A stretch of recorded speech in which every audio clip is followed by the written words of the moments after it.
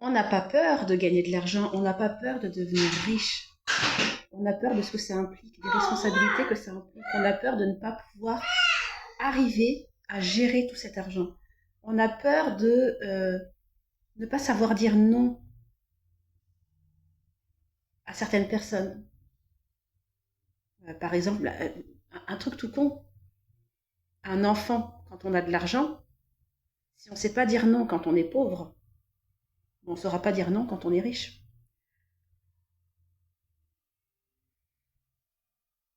Donc parfois, c'est pas un problème d'argent, parfois c'est juste un problème de positionnement, c'est juste un problème de responsabilité, c'est juste un problème d'autorité, c'est juste un problème de savoir dire oui ou non, de s'affirmer.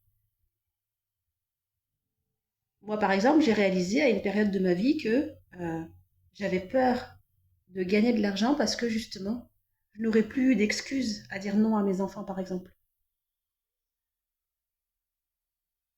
puisque je ne savais pas m'affirmer. Et gagner de l'argent, c'est aussi avoir un certain pouvoir. C'est réaliser que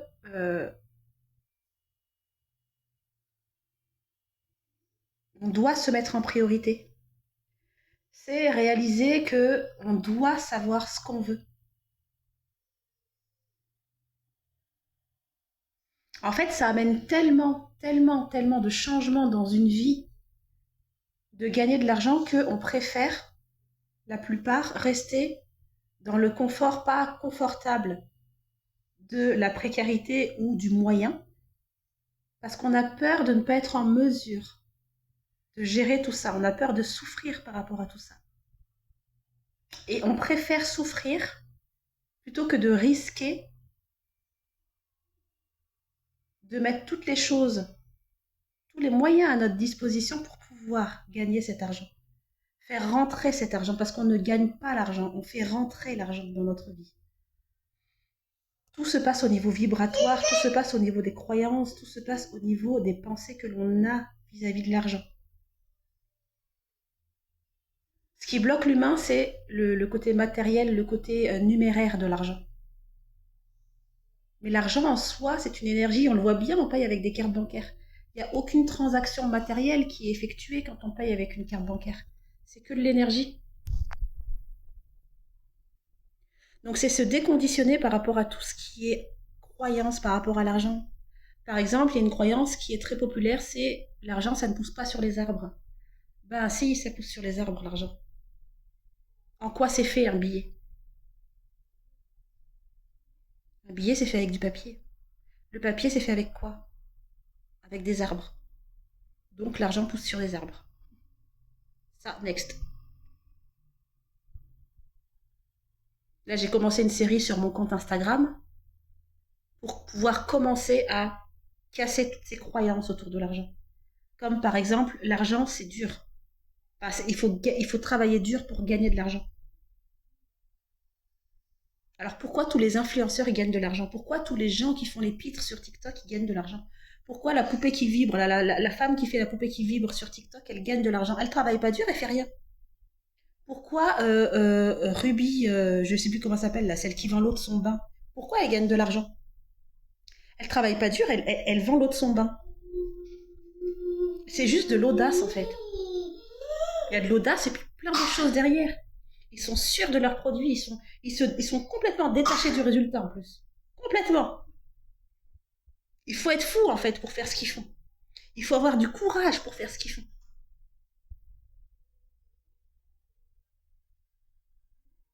On se fait des montagnes par rapport à l'argent. Mais l'argent, c'est un peu comme votre marteau quand vous accrochez un tableau. Quoi. C'est un moyen de s'offrir des expériences, d'offrir, d'avoir, de pouvoir impacter ce monde. C'est le moyen qui est prédominant dans ce monde. Le moyen matériel, j'entends. Parce qu'il y a aussi tout ce qui est énergétique, etc. Ça joue beaucoup et c'est ce qu'on fait ici sur ce compte. D'aller vibrer beaucoup plus haut, beaucoup plus, enfin, d'aller vibrer au niveau de nos rêves. Et l'argent, c'est une énergie d'amour. C'est pour ça que c'est important aussi de s'occuper de soi, de son self-concept. Plus on va s'aimer, mais vraiment sincèrement et pas dans la superficialité, plus on va attirer cette énergie de l'amour. L'argent, c'est aussi une notion qui est en étroit lien avec l'énergie sexuelle. L'énergie sexuelle, c'est une énergie qui est créatrice. On le voit bien, on fait des enfants grâce à l'énergie sexuelle. C'est l'énergie sexuelle qui permet la création d'un corps humain. C'est l'énergie sexuelle qui permet à une fleur de pousser. C'est l'énergie par excellence de la création. Donc il y a aussi derrière ça, qu'est-ce que l'argent me procure? Est-ce que quand je pense à l'argent, j'ai du dégoût? Si l'argent ne me procure pas de plaisir, c'est qu'il y a quelque chose à aller voir en dessous. Moi, par exemple, pendant longtemps, quand je pensais à l'argent, je pensais à vendre mon corps. Par rapport à des choses qui m'ont été dites quand j'étais enfant, quand j'étais plus jeune, adulte, j'avais l'impression de vendre mon corps.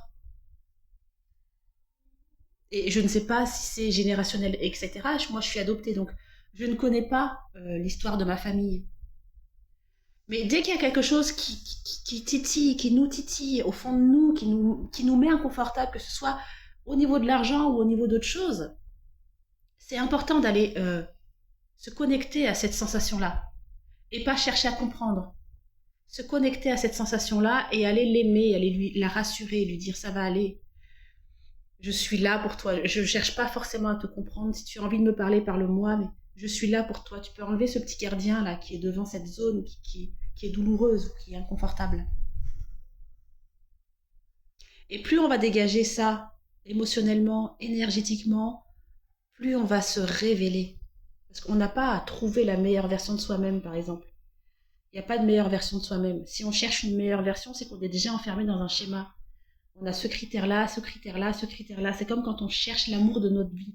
Je veux tel homme qui soit comme ça, comme ça, comme ça. On peut pas savoir, on ne sait pas, on ne sait rien en fait. C'est important de partir du principe qu'on ne sait jamais rien. Le comment, c'est pas nous qui le...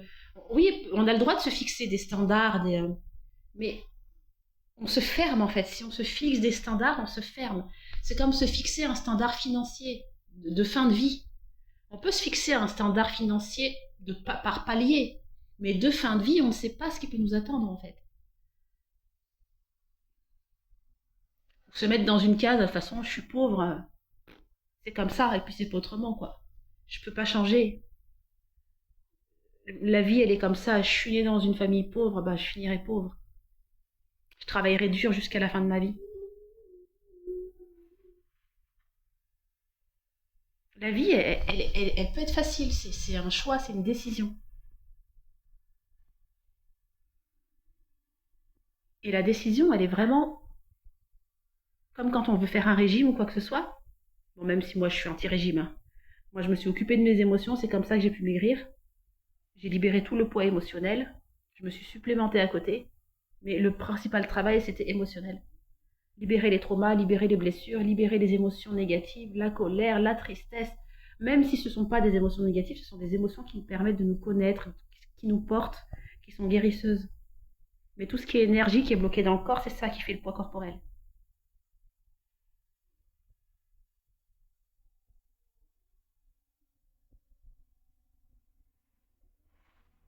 On est là pour vivre heureux, en fait. On est là pour avoir une vie facile. On n'est pas là pour trimer. Et ça, c'est important à le conscientiser. On est là aussi pour tendre la main à l'autre, et se tendre la main à soi d'abord, mais tendre la main à l'autre, et pas lui imposer des choix, pas lui dire c'est comme ça que tu dois faire, c'est comme ça, c'est comme ça, c'est comme ça. Laisser la possibilité à l'autre de choisir.